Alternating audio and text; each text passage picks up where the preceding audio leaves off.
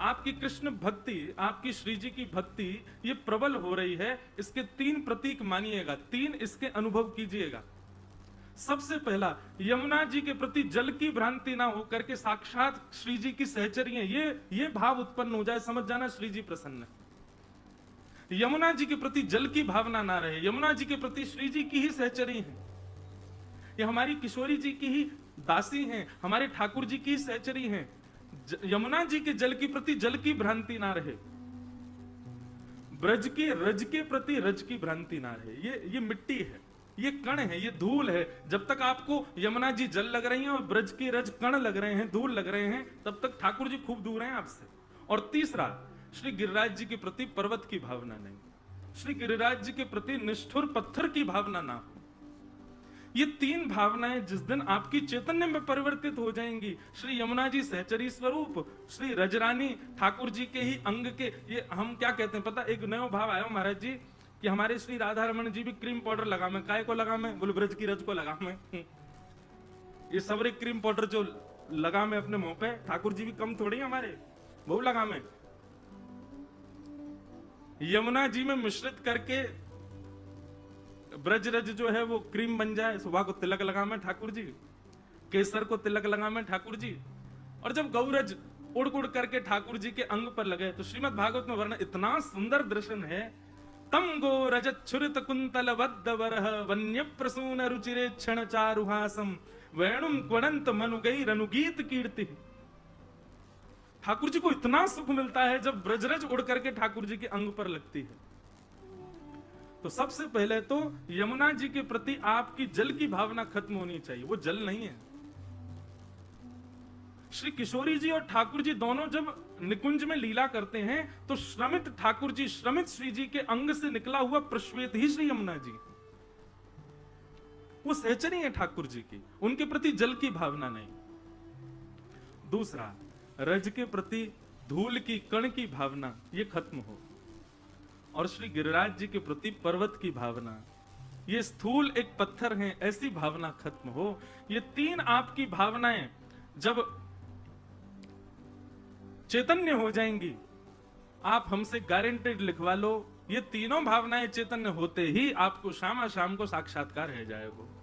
साक्षात ठाकुर जी का दर्शन ना हो तो हमसे कहना, लगे तो हम भी हैं आपके साथ, पर ये बड़ी ऊंची भावना है। तलहटी गोवर्धन की रही, तलहटी गाओ गोवर्धन। गिरिराज जी की तलहटी में रहने को मतलब क्या है? नित प्रति मदन गोपाल लाल के, नित प्रति मदन चरण कमल चित रहे, तलहटी गोवर्धन की रही। आचार्यों ने क्या आज्ञा की? सबसे पहली आज्ञा गोवर्धन की तलहटी में रहो। श्री गिरिराज जी एक काम करिएगा, जो लोग यहाँ 7 दिन तक का रहने का जिनका भाव बना है, हमारी कही एक बात, सबसे पहले तो गिरिराज जी को जहां ऐसी कोई गिरिराज जी को स्वरूप दिखे, जाकू आप अपने अंक में भर सको, साक्षात ठाकुर जी को रूप मान करके वाकू हृदय से लगा ली। भैया पूरे भारत में केवल 2 ठाकुर जी ऐसे हैं जिनको हृदय से लगाने का अवसर सबको मिलता है। एक तो महाराष्ट्र में श्री पंडरीनाथ, श्री विठल भगवान, सबको गले लगाने का अवसर मिलता है, और दूसरे हमारे श्री गोवर्धन नाथ। भैया जितने भी मंदिर है सब जगह अपरस की सेवा है, पर सब मंदिरन को मंदिर तो ठाकुर श्री गोवर्धन नाथ है। जो लोग शिकायत कर रहे हैं कि हमको बिहारी जी दर्शन ना भय, मैं तो भैया एक और आपको युक्ति बताऊं, जन्माष्टमी पे इतनी भीड़ हो गए मंदिर में जाना पावे, अक्षय तृतीया पे इतनी भीड़ हो गए मंदिर में प्रवेश ना कर पावे, ऐसे ऐसे उत्सवन पे इतनी भीड़ वृंदावन में हो गए, वास्तव में कहा करो गाड़ी उठाओ सीधे गोवर्धन आ जाओ, और यहाँ श्री गिरिराज जी को श्रृंगार करो, और श्रृंगार करके भोग पधराओ, उन्हीं को अपने हृदय से लगा। क्या ये साक्षात ठाकुर जी नहीं है? साक्षात ठाकुर जी। तो सबसे पहली आज्ञा कहां रहो? बोले तलहटी गोवर्धन की रही है। फिर दूसरी आज्ञा देखो, तन पुलकित ब्रज रज में लो लोटत तन पुलकित।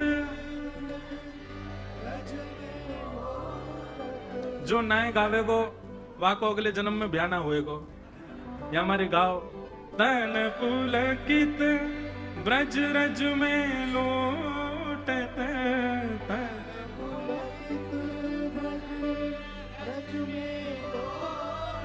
देखो महाराज जी ब्याह को भय समन को ब्याह कर लो यही हमारे गा रहे। श्री गोविंद कुंड में नहीं है तलहटी गोविंद कुंड में नहीं। सबसे पहले तो गिरिराज जी में रहो और दूसरी आज्ञा तन पुलकित ब्रज रज में लोटत। आपके अंग प्रत्यंग आपके शरीर में जितने रोए कूप हैं उतने रोए कूपन में ब्रजरज जानी चाहिए। और फिर गोविंद कुंड में नहीं है। वृंदावन में हमारे ब्रजमंडल में जितने कुंड है ना उन सबन में यमुना जी को ही जल है। स्रोत तो ब्रजमंडल में यमुना जी हैं। तो गोविंद कुंड में जाओ चाहे आगे के और यहाँ पर आगे कई सारे कुंड हमारे गोवर्धन में हैं। ये सब कुंडन में जल तो श्री यमुना जी को ही है। तो ये तीन आज्ञा आचार्य ये कर रहे हैं। कोई मेरी बात मान करके मत मानियो आचार्य की आज्ञा।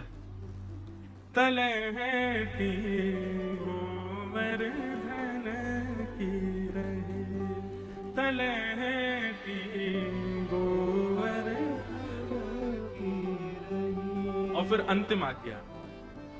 वैसे आज्ञाएं तो अनंत हैं पर रसिक जनन को भाव है। मुझे ये बात इतनी प्रिय लगती है। आप श्री राधा रमन जी से अपने हृदय की बात कहो, श्री बिहारी जी से अपनी हृदय की बात कहो, लेकिन कभी कभी ऐसा मन में भाव आ जाए इतने सारे लोग हमारी सुन रहे होंगे कि ना। पर गिरिराज जी में तो भैया कोई एकांत कुंज देख ले, कोई एकांत स्थान हो गिरिराज जी के पास में तलेटी में जाकर। अच्छा तलेटी में ऊपर मत चढ़ जाइयो नहीं तो मुंह मारेंगे ब्रजवासी। यूं कहेंगे दारी के तो सबन को यहाँ चढ़ाए रहो ऊपर मत चढ़ियो।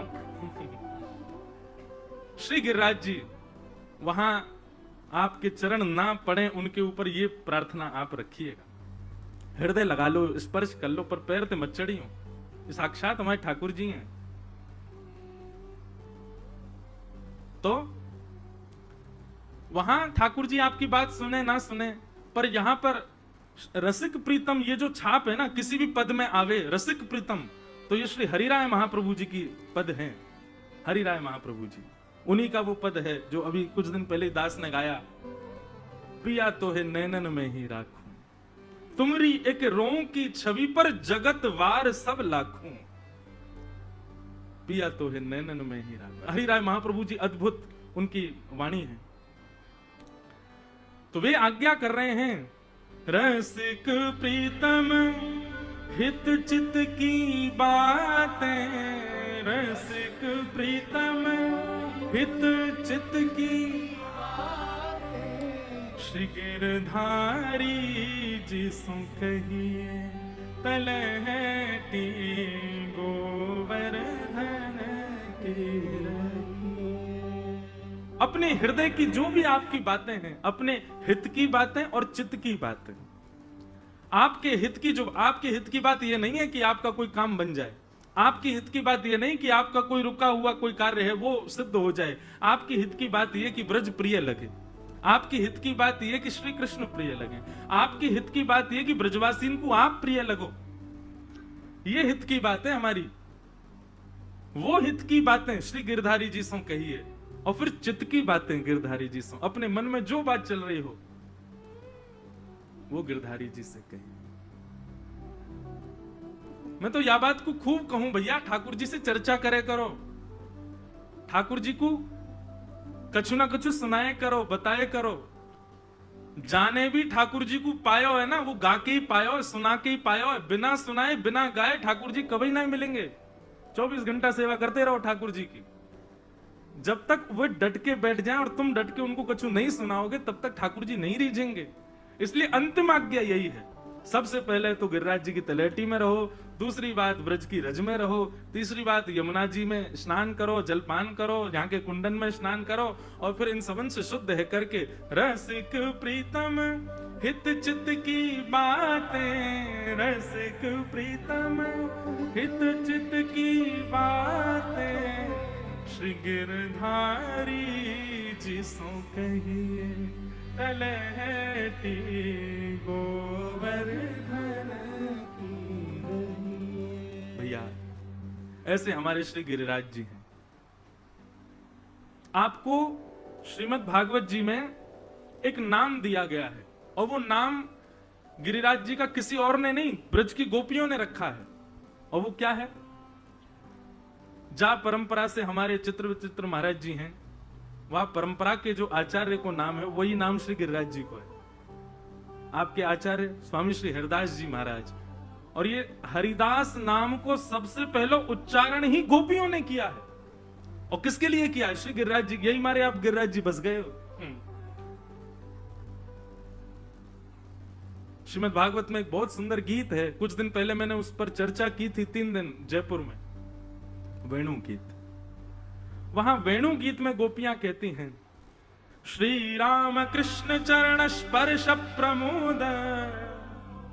इतना सुंदर वर्णन है, मैं अद्भुत क्या बताऊं।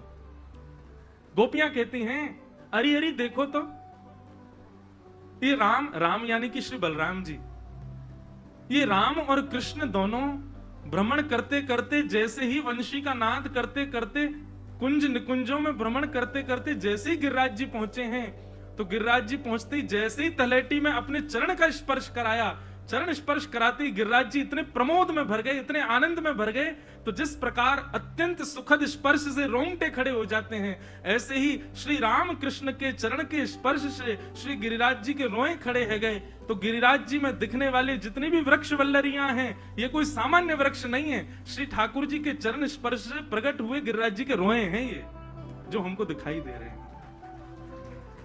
और तब गोपियां इनको नामकरण करती हैं गिरिराज जी का। बोले क्या है इनका नाम? बोले श्री हरिदास वर्य। हरिदास वर्य। पहले तो हरिदास कहा, तब दूसरी गोपी बोली हरिदास तो सब हैं, ये कौन है? बोले हरिदास वर्य।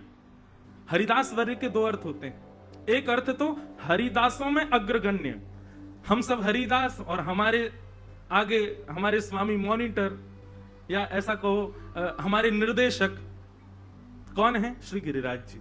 तो पहला अर्थ हरिदास वर्य का, हरिदासों में जो श्रेष्ठ हैं वो हरिदास वर्य। और दूसरा अर्थ हरिदास वर्य का क्या है? जो हरिदासों को हरिदास बनना सिखावे, वो श्री गिरिराज जी। मैंने कितनी कथाओं में निवेदन किया, और आज तो मैं खुल के निवेदन करूं, अब 7 दिन तक वो निवेदन ही करना है।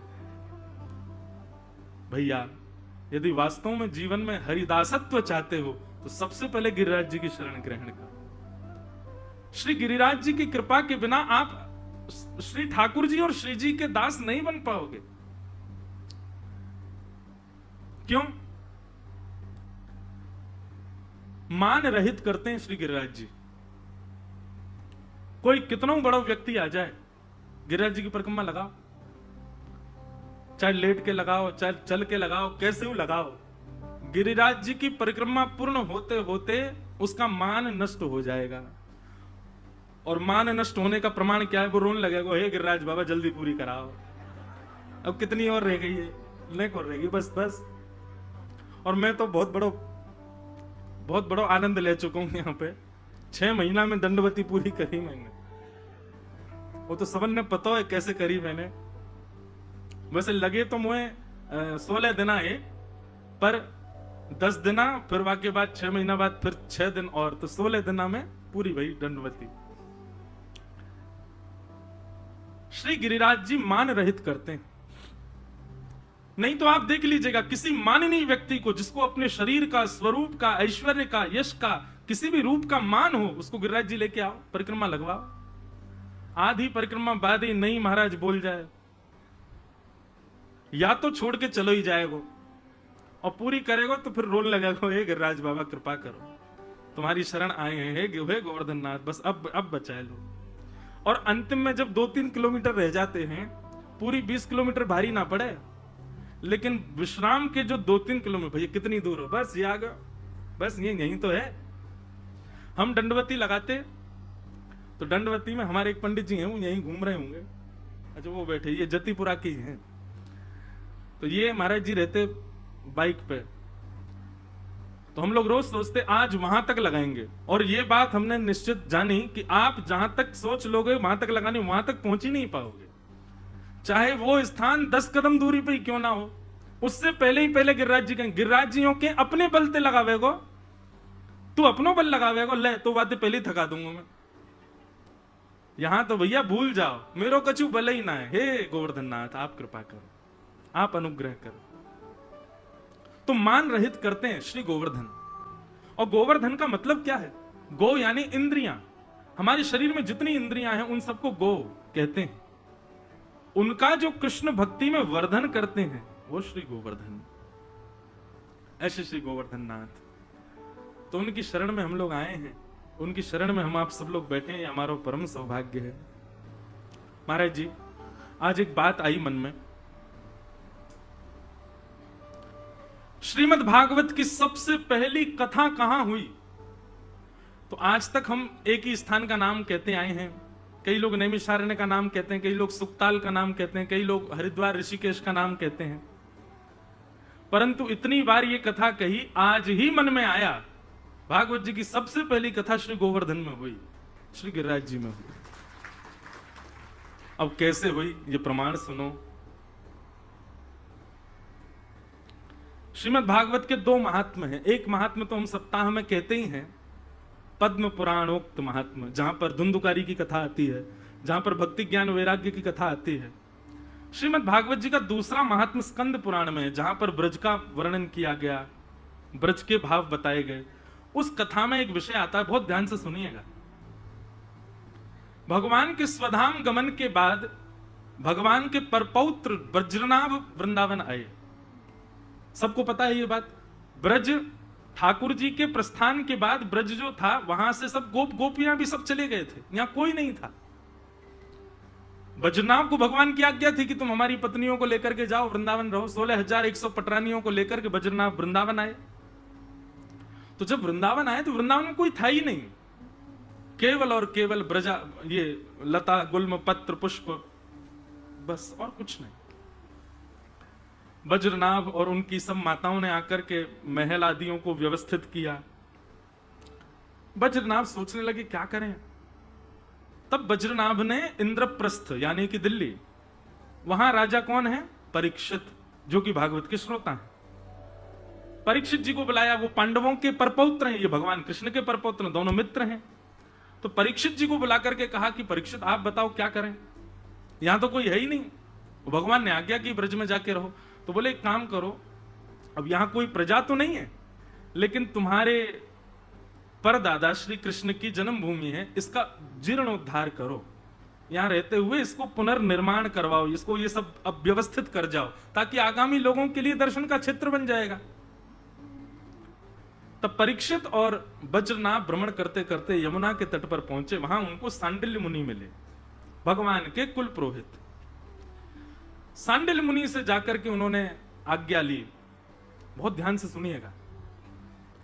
तब सांडिल्य मुनि ने उनको ब्रज का पूरा नक्शा बना करके दिया कि ये ब्रज है, ये यमुना जी हैं, यहां पर ये वन है, यहां पर ये वन है, यहां पर ये है, यहां पर ये है।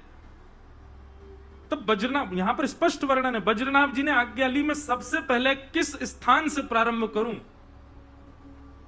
तब सांडिल्य मुनि ने आज्ञा करते हुए कहा तुम सबसे पहले श्री गोवर्धन का जीर्णोद्धार करो। तो ब्रज में सबसे पहले कलिकाल में जिस स्थान को बसाया गया वो है श्री गोवर्धन।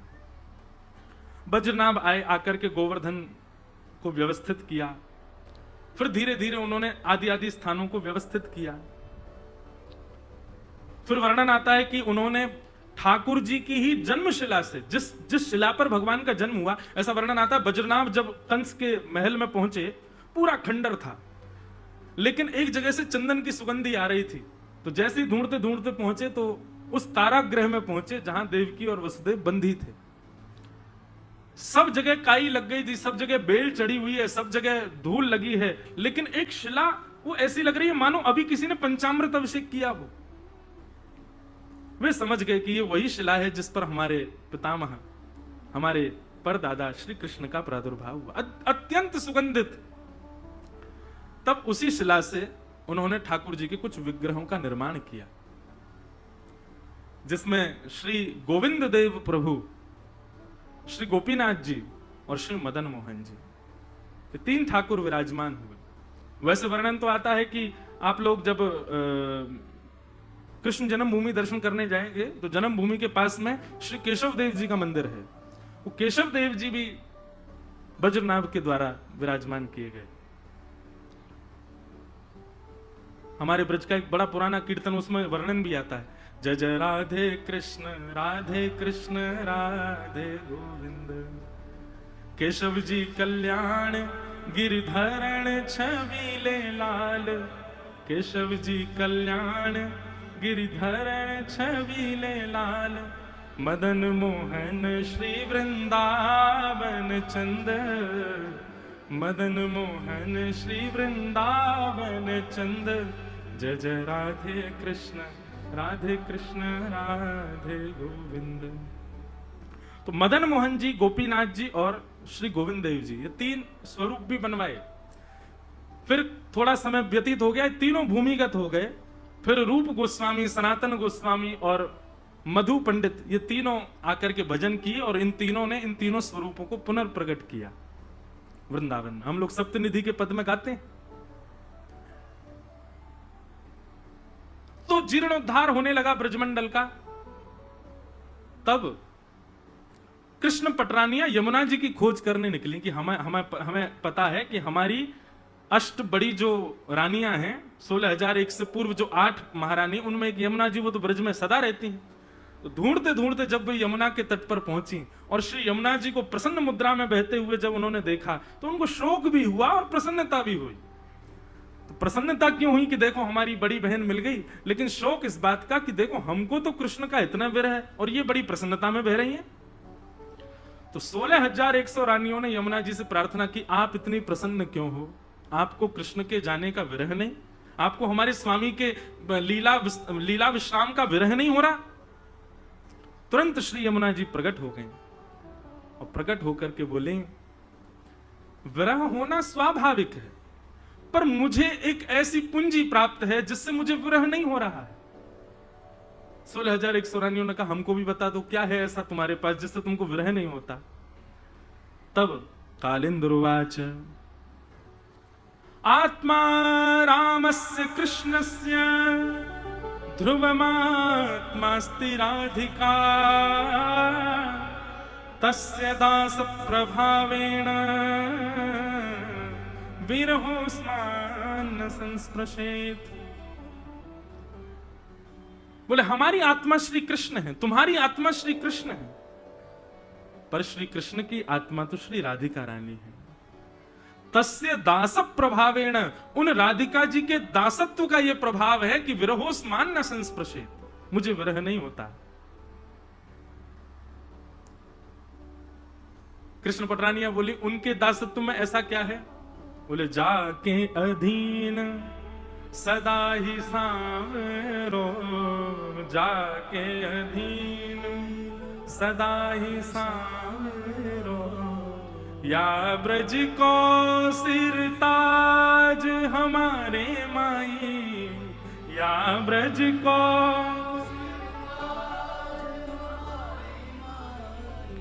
श्यामा जू को राज हमारे माई, श्यामा जू को जाके अधीन सदा ही सांवरो, या ब्रज को सिरताज हमारे माई श्यामा जू को राज। श्री विठ्ठल विपुल विहारिण केवल, ज्यों जलधर सो गाज हमारे माई श्यामा जू को राज। इतना सुंदर इसका मुझसे किसी ने अर्थ पूछा कि विठ्ठल विपुल विहारिण केवल जो जलधर सो गाज। मैं बद्रीनाथ जा रहा था और महाराज जी मैं पूरे रास्ता यही सोचता रहा, इसका अर्थ क्या है, इसका अर्थ क्या है? ज्यों जलधर सो गाज। और जब बद्रीनाथ पहुंचा ना, तब भाव समझ में आया। श्री विठ्ठल विपुल विहारिण देव जी कह रहे हैं, बोले किशोरी जी की सामर्थ्य कैसी है, किशोरी जी के शरण में रहने वाले कितने निडर हो जाते हैं, किशोरी जी के शरणागत अनुगत्य में रहने वालों को किसी से भय नहीं होता, किस बात से निर्भीक रहते हैं। बोले जिस प्रकार वन का राजा होता है शेर। वो शेर धाड़े तो सारे जीव भाग जाते हैं, लेकिन काले काले बादल जब आकाश में गर्जना करते हैं तब शेर भी अपने गुफा में जाके बैठ जाता है। बोले भैया, काम, क्रोध, लोभ, मोह, ईर्ष्या, द्वेष, अभिनिवेश, अहंता, ममता, चिंता, ये हमारे जीवन रूपी जंगल के शेर हैं। जब काम धाड़ मारता है हम लोग डर जाते हैं, जब क्रोध धाड़ मारता है हम लोग भयभीत हो जाते हैं। लेकिन ये काम, क्रोध, लोभ, मोह, ये सारे शेर, इन पर जब हमारी श्री जी के पैरन की नूपुर की झनकार ये सुनाई देवे तो ये सबरे अपने बिलन में घुस जाएं। विठ्ठल विपुल विहारिन केवल जो जलधर सो गाज। जैसे जलधर गर्जना करता है, जलधर माने बादल, उसकी गर्जना सुन करके शेर भी अपने बिलों में, अपने, उसको बिल थोड़ी होता, क्या होता है उसका, गुफा होती है। लेकिन भैया किशोरी जी की कृपा जाके ऊपर है, वाके लिया तो शेर बिलन में ही घुस जाए अपने। जो जलधर सो गाज हमारे माई श्यामाजू को राज। ऐसी किशोरी जी, यमुना जी कहती हैं, बोले कि उन किशोरी जी की शरण में जाओ, उन किशोरी जी की शरण में चले जाओगे तुमको विरह नहीं होगा। क्यों? बोले जाके अधीन सदा ही सांवरो। हम जिस श्री कृष्ण के अधीन हैं वो कृष्ण उनके अधीन हैं। तो सीधे तुम नीचे, सीधी बात कहूं तो कोई अन्यथा ना ली जाए, ब्रज में ही है भैया, पीए फियन के चक्कर में मत पड़ो, सीधे प्रधानमंत्री से संबंध बनाओ। ठाकुर जी तो किशोरी जी के पीए हैं। हम उनके पीए ज्यादा भाव खाते हैं, जो सेक्रेटरी होता है वो ज्यादा भाव खाता है। भैया ने मिलवा दो, समय नहीं है अभी हमारे, चलो जाओ। इतने फोन आते हैं, तुम्हारे क्यों उठाए हम? ठाकुर जी पर इतने फोन जाते हैं। किशोरी जी फोन थोड़ी रखती होंगी, किशोरी तो पौड़ी रहे, तो आनंद विराजी रहे। ये ठाकुर जी ही रुकावट बन जाते हैं कई बार। इतने फोन हमें कौन कौन के उठाऊं, तो सीधे किशोरी जी तो ही संबंध बनाओ। और भैया किशोरी जी से, किशोरी जी के अनुगत्य के लिए ब्रजवासीन को प्रसन्न रखो, वैष्णवन को प्रसन्न रखो, संत जनन को प्रसन्न रखो, ब्रजरज को खूब आनंद से ब्रजरज की सेवा करो, गिरिराज जी की सेवा करो, यमुना जी की सेवा करो। इन सब की सेवा से श्री जी प्रसन्न हो जाएंगे, और श्री जी प्रसन्न है गई तो ठाकुर जी पे फिर और कोई चारा नहीं है। उनको हमसे प्रसन्न होना ही पड़ेगा, उनको हमसे सुख लेना ही पड़ेगा। तो श्री यमुना जी कहती हैं कि जाओ, किशोरी जी की शरण में जाओ। पर जैसे ही कृष्ण पटरानियां किशोरी जी की शरण लेने लगी, तुरंत यमुना जी कहती अभी रुको, एक काम तुमको करना है। क्या? किशोरी जी की सेवा में कहीं अपराध ना बन जाए, उसके पहले एक बार भागवत की कथा सुनो। तो कृष्ण पटरानियां कहती हमको कौन सुनाएगा कथा? बोले अरे ब्रजमंडल में ठाकुर जी का यश गावे वारे छुपे छुपे बैठे रहे। यमुना जी से आज्ञा ली, बोले कि आप आज्ञा करो, कहां है, कौन है? तब यमुना जी और सांडिल मुनि दोनों आज्ञा, वहां सांडिल मुनि वज्रनाभ को आज्ञा करते हैं और यमुना जी यहां कृष्ण पटरानियों को आज्ञा करती हैं कि श्री गोवर्धन में कुसुम सरोवर है, और वहां कुसुम सरोवर के लता गुल्म पत्रों में श्री उद्धव जी महाराज बैठे। कृष्ण पटरानियां बोली उद्धव जी तो बद्रीनाथ चले गए। बोले उद्धव जी का देह बद्रीनाथ में है, उद्धव जी के प्राण तो श्री ब्रजमंडल में ही है। क्यों? जब उद्धव जी वृंदावन गए तो उन्होंने मांगा है, आशा महो चरण रेणुज श्याम हम श्याम वृंदावने किमपि गुलमलतोषधीनाम। उद्धव जी ने मांगा है भगवान से, क्या? हे विधाता, यदि तुम मेरी भक्ति से, मेरे भाव से, मेरे ज्ञान से, मेरे वैराग्य से, मेरे किसी भी उपाय से थोड़े भी प्रसन्न हो तो उस थोड़ी प्रसन्नता का एक फल मुझको दे दो। क्या? कि मुझे वृंदावन वास मिल जाए। और वृंदावन में कोई मुझे इंसान मत बनाइए। तो क्या बनना है वृंदावन में? बोले वृंदावने किमपि गुलमलतौषधीनाम, वृंदावन में कोई छोटा सा पौधा बनाओ, बड़ा वृक्ष भी नहीं कहा है, छोटा पौधा बना दो। क्यों? बोले जब जब ब्यार चलेगी, जब जब हवा चलेगी, इन ब्रजवासीन की चरण रज उड़ उड़ करके मुंह को सुनाई देगी, वही में मेरो सुख रहेगा। ये वरदान मुझे चाहिए। एहो विधि ना तो पे अचरा पसार मांगू, जन्म जन्म दीजो याही ब्रज बसिवो, जन्म जन्म दीजो याही ब्रज बसिवो। एक वैष्णव मुझे मिले, मुझसे बोले महाराज जी मुझे वृंदावन मिल गया। मैंने कि अच्छा, अब बोल अब मेरी कोई अभिलाषा नहीं है ठाकुर जी से, अब मैं कुछ मांगता ही नहीं ठाकुर जी, ठाकुर जी ने सब दे दिया। सुबह राधा वल्लभ जी, बिहारी जी सब जगह दर्शन करता हूं और आनंद से ब्रज में रह रहा हूं, अब मुझे कुछ नहीं चाहिए। मैंने कहा ऐसा मत करो, मैंने कुछ तो मांगो। बोले क्या? अगले जन्म का रजिस्ट्रेशन मांगो वृंदावन में। ये तो ठाकुर जी से बार बार मांगनो है कि नाथ वृंदावन नहीं छूटे हमारा। ठाकुर जी से अब तो ब्रज मिल को कहां मांगे? अरे ब्रज मिल को तो आगे भी ब्रज ही मांग लो, जन्म जन्म दीजो याही ब्रज बसे हो। कोई अपराध कभी बन जाता हो ना, वही समय कान पकड़ ले करो, श्री जी हमसे अपराध बनो। अपराध करने वाले को पता होता है कि मैंने अपराध किया है। अपराध करते ही कान पकड़ लो, कोई के आगे नहीं, श्री जी के आगे पकड़ो और यूं कहीं कोई दंड दे दो, लेकिन ब्रज दोबारा ना मिले ये दंड मत दियो। हमें सब दंड स्वीकार है, पर ब्रज से दूर जाएं ये हमें स्वीकार नहीं। तो श्री उद्धव जी महाराज आप विराजते हैं कहां? कुसुम सरोवर। बाद में भरतपुर के राजा ने ये सुंदर बनवा दिया जो आज आप लोग देखते हैं, सुंदर कुटी बनी है आदि आदि, पर पहले सघन वन ही था और ये सरोवर था। ये आज का नहीं है, प्राचीन काल। तब सब कृष्ण पटरानियां, 16,108 रानियां, 16,100 रानियां और बज्रनाभ और परीक्षित जी महाराज, आप सब यहां आए कुसुम सरोवर में। और कुसुम सरोवर में आकर के लता गुल्म पत्रों के बीच बैठकर के ठाकुर जी का मधुर संकीर्तन किया। और उस संकीर्तन को सुनकर के श्री उद्धव जी महाराज प्रकट हो गए। बोलो श्री उद्धव जी महाराज की जय। हमने ऐसा रसिक जनों से सुना है, धर्म सम्राट स्वामी श्री करपात्री जी महाराज वे जब भी वृंदावन आते थे, कहीं जाएं चाहे नहीं जाएं, गोवर्धन आते थे और गोवर्धन में भी कुसुम सरोवर जाते और कुसुम सरोवर में जाकर के वृक्ष वल्लरी लता गुल्म पत्रों को हृदय से लगाते और मन में क्या भाव रखते? बताओ, परम ज्ञानी उद्धव यहां वृक्ष बन गया। कैसा प्रेम है ब्रजमंडल का।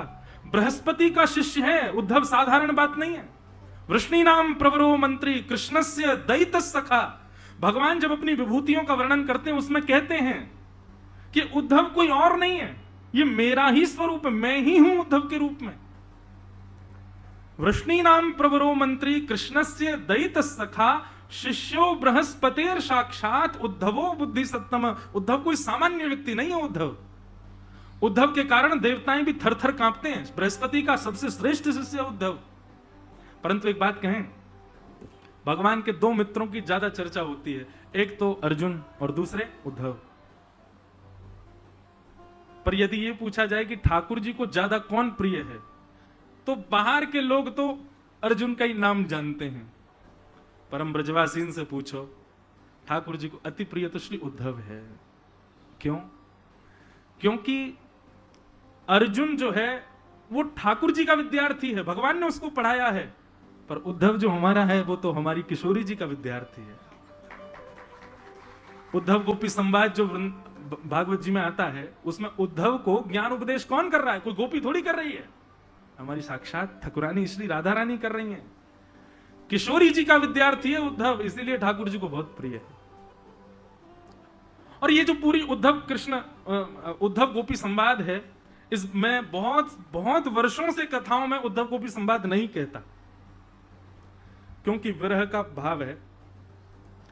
और हमारे श्री हरिराम व्यास जी वे भी विरह नहीं बोलते थे। उनका एक पद है, उसमें वो कहते हैं भगत को का विरह सो काम, हमको विरह करना ही ना है। वो विरह की बातें भी कहीं होती तो भाग जाते थे वहां से। कोई ज्यादा ही विरह ऊंची टेर में विरह के पद गाता था तो हरिराम व्यास जी धूल उठा के फेंक देते उसकी ओर। बोले काय को गा रो है? बोले अरे विरह रो है, हमें ठाकुर जी की याद है। तो याद आ रही है तो अपने घर जाके रो। वृंदावन आ गए हो, वृंदावन आवे को मतलब ठाकुर जी मिल गए, अब काय को विरह। सबके अपने अपने भाव हैं। हरिराम व्यास जी का ये भाव रहता था ठाकुर जी के आगे विरह मत करो जात, इसलिए विरह के भाव गाए ही नहीं। हरिराम व्यास जी का एक भी विरह का पद नहीं है। तो श्री हरिराम व्यास जी का ये भाव था, उनको विरह नहीं होता, विरह होता तो था पर उसको प्रकट नहीं करते थे, प्रसन्न के पद ही गाते थे, आनंद के पद ही गाते थे श्री हरिराम व्यास जी। तो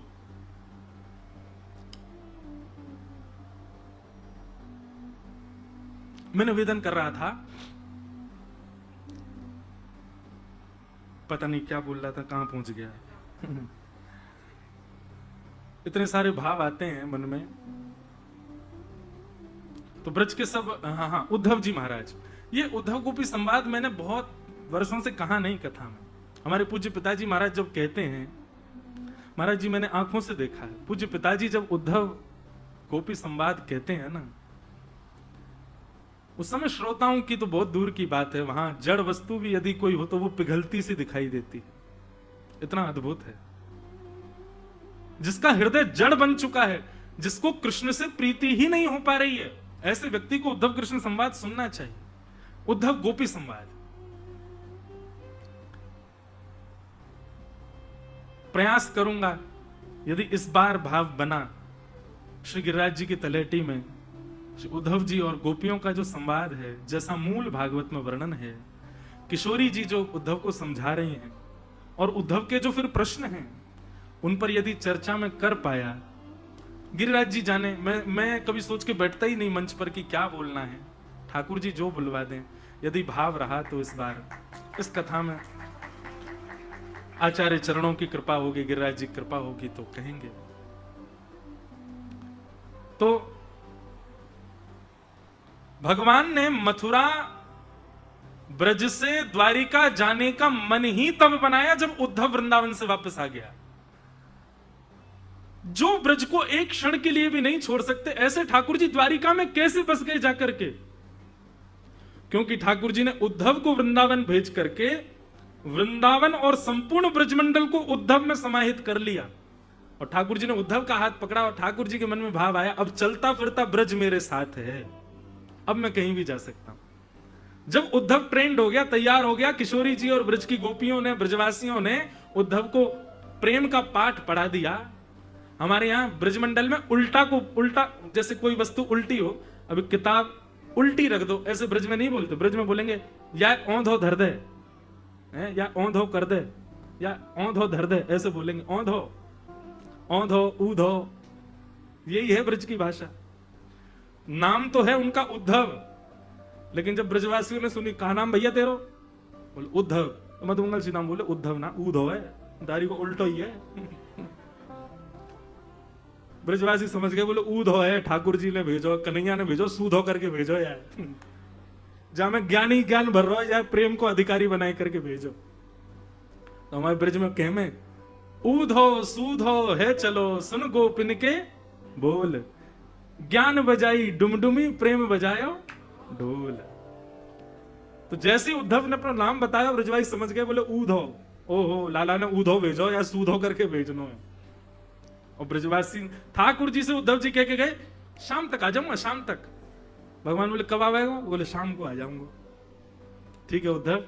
ठाकुर जी गले लगे, रोने लगे, अरे आप रो क्यों रहे ठाकुर जी, मैं अभी आ जाऊंगा ना शाम तक। भगवान बोले ठीक है जा, सुन ये मेरो मोर पंख लगा के जाइयो, एले कारी कमरी ओढ़ के जा। उद्धव बोलो जी सब कहा है? बोले या के बिना जावेगा तो ब्रजवासी तेरी बात नहीं सुनेंगे, जा। उद्धव शाम तक का वचन दे करके गए, 6 महीना बाद लौट करके आए। और जैसे ही उद्धव आया, उद्धव की स्थिति देखते ही ठाकुर जी समझ गए कि अब चलता फिरता ब्रज मेरे सामने बैठा है, चलता फिरता वृंदावन मेरे सामने। क्यों? देहाभिमान शून्य हो गए उद्धव जी। 6 महीना हो गए, नहाए ही नहीं है, 6 महीना से केश काढ़े ही नहीं है। तन की स्थिति, नेत्रों की स्थिति, अंग की स्थिति ऐसी हो गई है कि कुछ भाव ही नहीं पड़ रहा है। यही तो ब्रज प्राप्त होने का असली अर्थ है। भ्रातः तिष्ठ टले टले विटपिनाम ग्रामेषु भिक्षामटः स्वच्छंदम पिबयामुनम जलमलम चीराणि कंथाम कुरु सम्मानम कलयाति घोर गरलम नीचप्पमानम क्षुधा श्री राधा मुरली रवो ब्रज सखे वृंदावनम मात्यज। वृंदावन प्राप्त करने वाले को लक्षण ये है जाए कि भैया वो फिर संसार में जैसो रहे ना व्यक्ति, वैसा रह ना पावे गो। आप हमारे हरिदासी वैष्णवन को देखो, गुदड़ी पहनेंगे, ब्रजरज ही लगामेंगे, ये ब्रज प्राप्त करवे को लक्षण है कि आप फिर संसार के सामान्य व्यक्ति की तरह नहीं अपना निर्वहन कर पाओगे। और वही स्थिति उद्धव की हो गई। और जब उद्धव ऐसे हुए तब ठाकुर जी आगे की लीला में प्रवेश करते। हाँ, अब द्वारिका चले जाएंगे। क्यों? क्योंकि ब्रज मेरे साथ है उद्धव के रूप में। तो वही उद्धव जी महाराज यहां लता गुल्म पत्रों में श्री कुसुम सरोवर में विराजमान। जब 16,100 राजकुमारियां और वज्रनाभ ने आकर के कीर्तन किया, परीक्षित जी ने कीर्तन किया, श्री उद्धव जी महाराज प्रकट हो गए।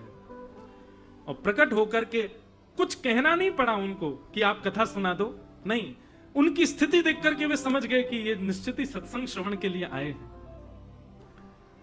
भागवत जी में वर्णन आता है कि जैसे उद्धव जी महाराज व्यासपीठ पर जाकर के बैठे तो सबसे ज्यादा व्याकुल स्थिति किसकी थी? परीक्षित की।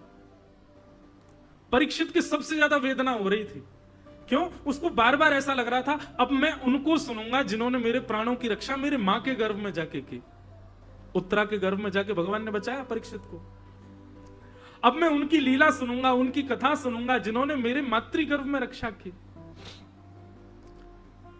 उद्धव जी महाराज ने जब परीक्षित को देखा और उसको विरह आतुर देखा, इशारा करके बुलाया मंच पर, इधर आओ। उद्धव जी महाराज मंच पर पहुंचे, प्रणाम किया, बोले हम एक आज्ञा करें, मानोगे? आप आज्ञा सुनकर के आश्चर्यचकित हो जाओगे। उद्धव जी आज्ञा करते हैं, परीक्षित अभी इसी वक्त इस पंडाल को छोड़ करके तुम चले जाओ और इंद्रप्रस्थ में जाकर के अपना राज शासन संभालो।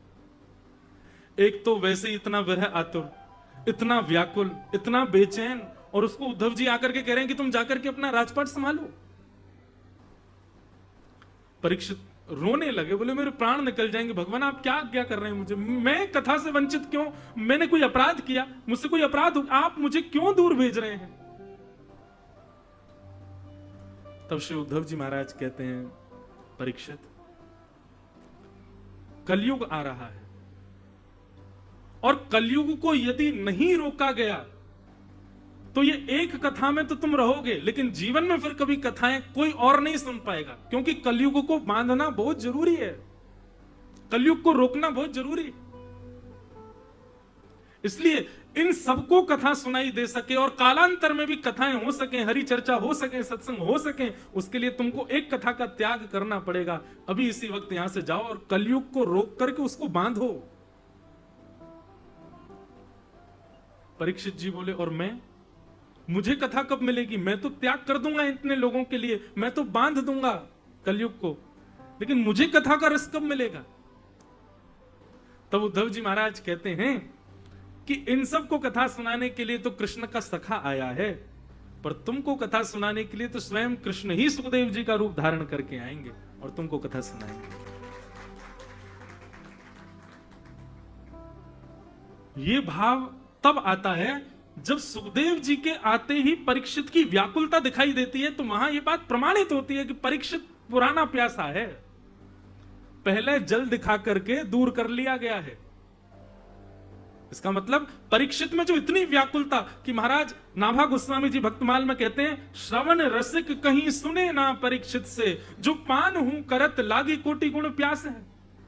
बोले ऐसा श्रवण का रसिया तो हमने देखा ही नहीं है। बोले कैसे रसिया? बोले जो पीते भी जा रहे हैं, सुनते भी जा रहे हैं, और जितना सुन रहे हैं उतनी उनकी प्यास बढ़ रही है। इसका मतलब क्या है? पुराना प्यासा है परीक्षित। हम जो लोग कथा सुनते हैं कि सीधे परीक्षित को श्राप लगा, सुखदेव जी आए उन्होंने कथा सुनाई, उससे पूर्व की कथा तो ये है, परीक्षित को पहले कथा से वंचित किया जा चुका था। फिर वही परीक्षित जाकर के कलयुग को 5 स्थान पर बांध देते हैं, स्वयं कलयुग पर उन पर हावी हो जाता है। वे जाकर के गंगा तट पर बैठते हैं, वहां असंख्य संत आते हैं, लेकिन कोई भी प्रमाणित उत्तर नहीं दे पाता। तब वहां कि तत्रा भवद भगवान व्यास पुत्रो यदिच्छया गामट मानो नपेक्ष अलक्ष लिंगो निजलाभतुष्टो व्रतश्च बालैरवधूतवेश। बंधुओं, सुखदेव जी का जो रूप वर्णन किया गया है ना भागवत जी में, ऐसा लगेगा श्री नंदनंदन ही आ रहे हैं क्या। कैसा वर्ण है उनका? बोले बिल्कुल नील वर्ण के हैं, और नील वर्ण पर सुखदेव जी के केश कैसे हैं? बोले घुंघराले केश हैं। सुखदेव जी की आयु कितनी है? तो वर्णन लिखा है त्वम द्वष्ट वर्षः, 2 बार 8 यानी कि 16 वर्ष के हैं श्री सुखदेव जी। लेकिन यहां पर प्रश्न उठता है कि त्वम द्वष्ट वर्ष क्यों कहा? 16 वर्ष ही कह देते सीधा। वेद व्यास जी वर्णन कर रहे हैं, बोले हैं तो 16 साल के, लेकिन फिर भी उनके अंग प्रत्यंग और उनकी कांति और चाल ढाल देख करके लगता कोई 8 वर्ष का बालक चल रहा है, इसलिए त्वम द्वष्ट वर्ष। और कैसे हैं? बोले कॉपीन पहन रखी है बस। सूरदास जी का वो पद है ना, आज हरि देखे नंगम नंगा, मोतिन माल गले उर साजे, छवि के उठत तरंगा, आज हरि देखे नंगम नंगा। केवल एक कॉपीन पहन रखी है और कुछ नहीं है। हमारे पूज्य पिताजी वर्णन करते हैं, जब सुखदेव जी चलते थे तो पीछे पीछे बालक भाग रहे, नंगा बाबा आ गया, नंगा बाबा आ गया। लेकिन सुखदेव जी को उस अपमान से कोई अपने मन में कोई और भाव नहीं। ऐसे से सुखदेव जी, उनकी नासिका कैसी है? बोले बिल्कुल तोता जैसी नाक, पैनी, लाल लाल ओष्ठ हैं और मृग जैसे कटीले नेत्र हैं। ऐसे श्री सुखदेव जी महाराज, कोई और नहीं है। सुखदेव जी स्वयं श्री कृष्ण ही सुखदेव का रूप धारण करके आए परीक्षित को कथा सुनाने के लिए। इस बात से क्या प्रमाणित होता है बंधुओं कि जब विरह अपनी सीमा पार कर जाता है ना, तो एक समय तो हमको लगता है कि हमको ठाकुर जी से सेवा से विरह मिल गया, हम ठाकुर जी की कथा से वंचित हो गए, हम वृंदावन जाने से वंचित हो गए। पर एक बार का वंचित होना, एक बार का विरह होना, अगली बार का जो संयोग देगा ना, तो उस संयोग में स्वयं ठाकुर जी ही आएंगे। इसलिए विरह कभी आए तो स्वीकार करो, विरह से भागो मत। प्रेम की पुष्टता के लिए, प्रेम की सचलता के लिए, प्रेम सदा बना रहे, उसके लिए विरह बहुत आवश्यक है जीवन में। जिसने विरह नहीं सहा वो ठाकुर जी का प्रेमी भक्त नहीं बन सकता। वो भक्त बन जाएगा, श्रद्धालु भक्त बन जाएगा, नियम का पालन करने वाला भक्त बन जाएगा, लेकिन प्रेमी भक्त ठाकुर जी का बनना वही बन सकता है जिसने, जो कभी विरह में रहा हो, जिसको वृंदावन का, रज रानी का, ठाकुर जी का, राधा रमण जी का, गोवर्धन नाथ जी का, ब्रजवासियों का विरह होता है। बहुत भाग्यशाली है वो।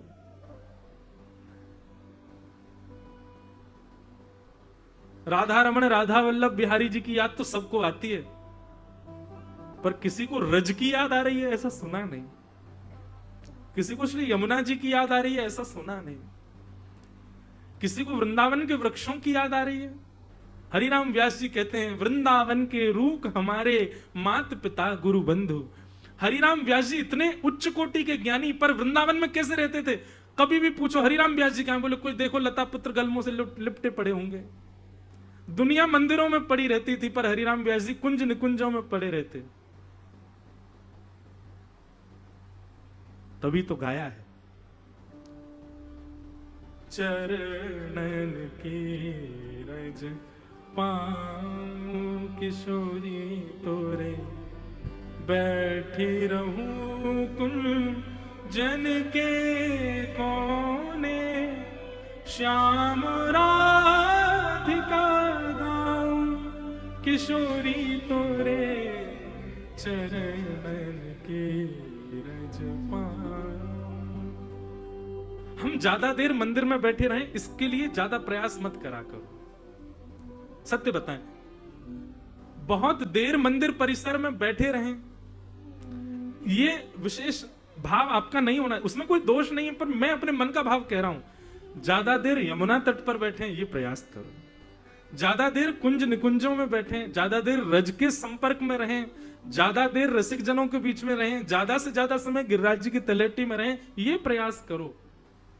आजकल तो भीड़ ही इतनी है, कहां बैठोगे मंदिर में, पर फिर भी दर्शन करो, और दर्शन करते उस छवि को चित्त में बैठा के फिर तो जाकर के कहीं और बैठो, और फिर वहां थोड़ा विरह आतुर हो, वहां उस छवि का चिंतन करो। स्वामी श्री हरदास जी की पद्धति है। श्री कुंज बिहारी लाल प्रकट नहीं थे पहले। स्वामी जी महाराज केवल एक खाली निकुंज को प्रणाम करते थे, उस कुंज में कोई था नहीं। तब सब शिष्य पढ़कर कहते थे, बोले गुरुदेव आप नित्य इस कुंज को प्रणाम करते हैं, हमें कोई दिखता तो है नहीं। तब श्री बिहारिन देव जी को बिहारिन देव जी को आज्ञा की ना ठाकुर कि आप जाओ और जा करके प्रणाम करो, प्रणाम करके जो दिखे उनसे प्रसाद लेकर के आना। तो जब कुंज में जाकर के प्रणाम किया तब देखते हैं कि ललिता और विशाखा चमर डोरा रही हैं और सुंदर सेज पर श्यामा श्याम युगल विराज रहे हैं, दोनों विराज रहे हैं। पहले तो दर्शन करते रहे, दर्शन करते करते कहा कि गुरुदेव की आज्ञा है प्रसाद लेकर के आना, प्रसाद दो। प्रसाद सुनते ही किशोरी जी ने ठाकुर जी को देखा, ठाकुर जी ने किशोरी, दोनों खूब जोर से हंसे, मुस्कुराए, एक दूसरे के गले में गलवैयां डाल करके एक दूसरे के समीप आए और समीप आते ही दोनों को चैतन्य स्वरूप है एक दूसरे में विलीन है गए और तब श्री वृंदावन बिहारी लाल प्रकट भये और उन्हीं को प्रसाद रूप में प्रदान किया। ठाकुर जी को दर्शन आवश्यक है, पर उससे भी कई ज्यादा आवश्यक कुंज निकुंज की उपासना है। ब्रज रज का संपर्क होना हमारे तन से, हृदय से, मस्तिष्क से बहुत आवश्यक है।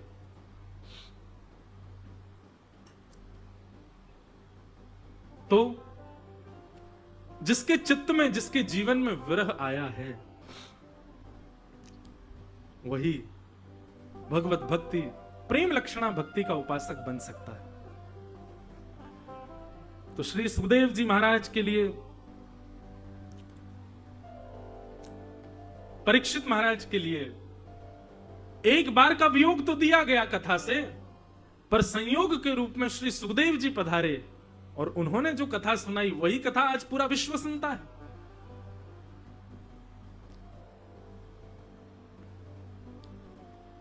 तो उद्धव जी ने सबसे पहली भागवत की कथा सुनाई।